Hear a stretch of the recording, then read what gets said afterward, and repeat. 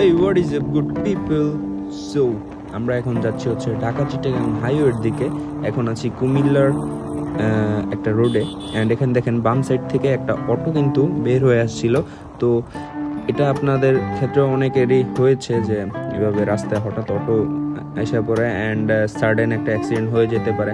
And এটা খেয়াল রাখবেন আপনারা যখনই হাইওয়ে অর আদার যে কোনো রোডে গাড়ি চালাবেন, তো এটা খেয়াল রাখবেন। এই তো যাচ্ছি অ্যান্ড এখান থেকে আমাদের ম্যাপে ডিরেকশন দেখালো একটা সাইড রোড অ্যান্ড এখানে আমরা দাঁড়ালাম। 10 গ্লাস খেলায়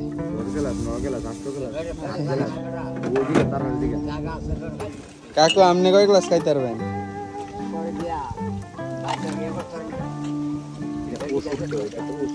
ওষুধ না, কি কি উপকার হয় এটা?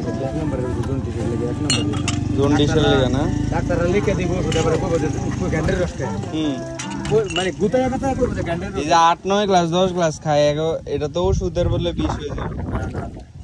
যে বেশি খাইতাছে ভাই বেশি। আপনি আচ্ছা 1 গ্লাস করে খাইছেন না, আমার কথাটা মাইন্ড করেন না। জানো আজকে আপনি প্রথমে মে যাইছেন, আবার তো আরেকজন জিয়া নিতেন তাই।